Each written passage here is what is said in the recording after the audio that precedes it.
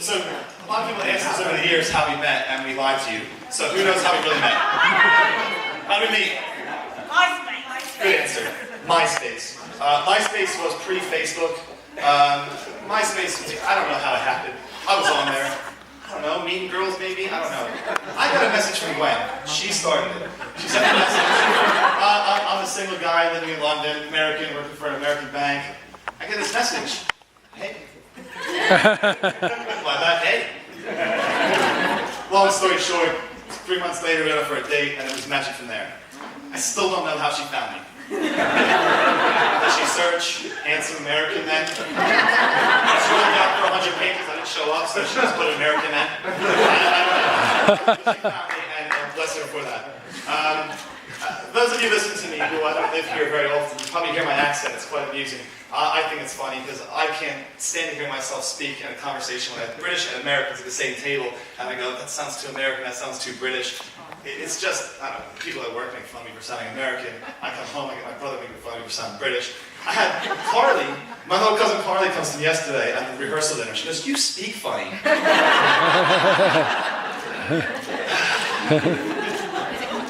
Alright, so not only does the accent change living abroad for a few years, my vocabulary changes, and I'll leave you with one funny story. I'll embarrass myself because it was quite amusing for me. I was at Gwen's parents' house. We had dinner on a Friday night after work, and I was trying to give them a story about something that happened at work. I was probably talking about something with Pierre, with Jez, and I was saying about how, this guy, he was such a bellend. And you're hearing laughs now from the British people because they know what I'm saying. It's not a nice word. If you want to know what it means, you're going to have to ask Pierre Morel. He can explain to you very well what this word means. When I said it, I had in my peripheral vision the eyes of death. So, don't just say words because you're hearing the movies, you're hearing the conversation. They're not always appropriate.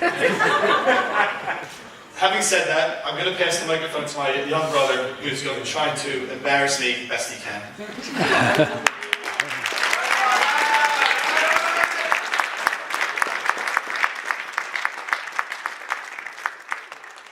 That was two very, very tough acts to follow.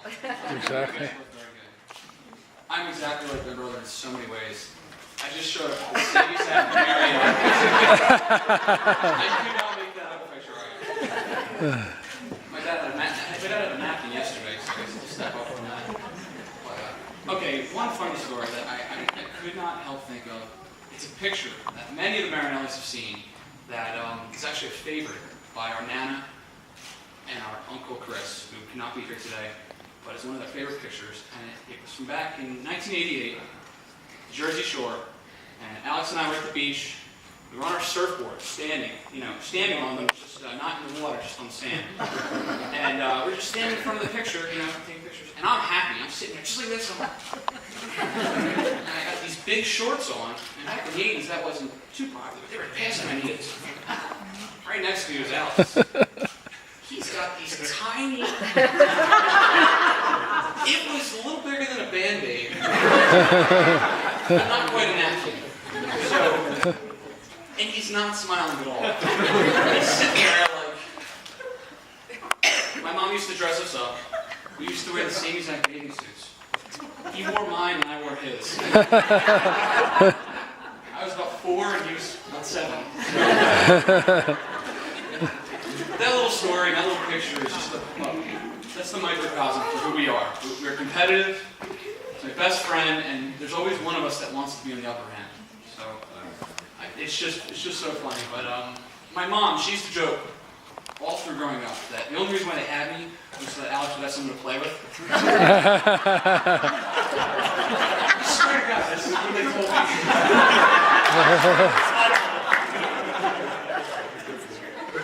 But joking aside, he ended up getting like a best friend, an absolute best friend. And through all of the jokes and all the competitions we have, you are such an inspiration. You are a true, charismatic leader with so many characteristics that are to be respected. You're loving, you're caring, you're passionate, you're hilarious, and you're smart. And you managed to meet Gwen, and it's just excellent. could not be happier for you. But it hasn't all been great, okay? It's not all mushy. I fought a lot. There was one time, this is a great story, we were playing table tennis. This was on Christmas Eve. Playing table tennis, and he beat How old were me. you? Let's put it in context. How old were you? 19. And I ended up with a black eye.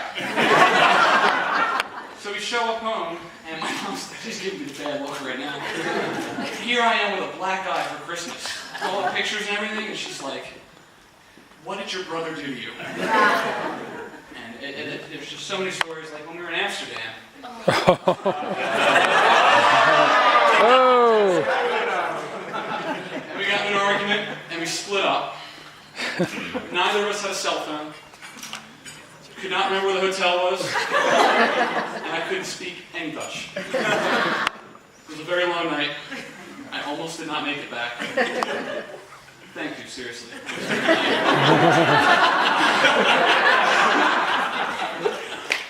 Or there was a time that we were playing in the Alex was about 50 yards away. Maybe 25 feet. And I threw a snowball. It was the perfect snowball. I launched it. And as it was in the air, I'm like, this is going to be bad. Hits Alex right in the face. And I'm sitting, I fall on the ground, I'm laughing so hard. Because I couldn't take it. I could not take it. And he just starts chasing me. I'm like, I was laughing so hard I couldn't run away. He finally catches me. He's throwing my head in the snow. And he's screaming. This is on tape, by the way. This is all video. We have. You don't do that! You don't do that!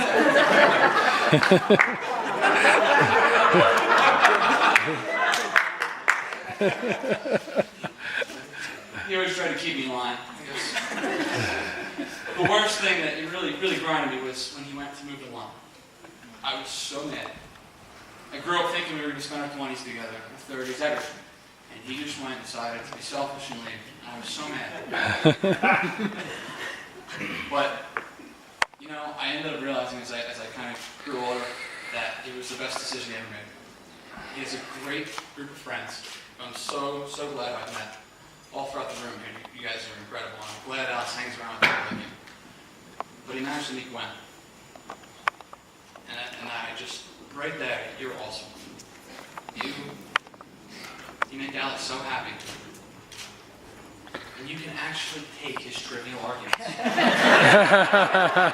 I don't, God bless you.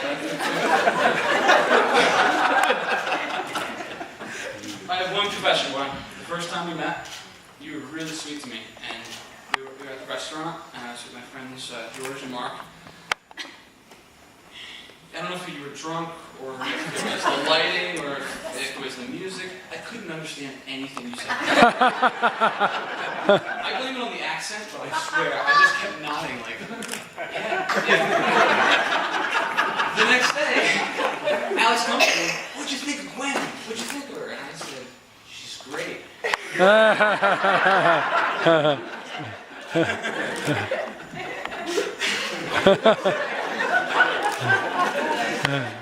But over the holidays, we spent many holidays together, I've really grown to love and appreciate you. You're not only a great fiance, girlfriend, and now future wife, you're a great friend, and you're going to be a great sister. So, Alex is very, very lucky. Yeah. So, we can all just raise our glass to this great bond that is inspirational to me, and I'm sure to many of you. So, cheers. Excellent. Cheers. Yeah.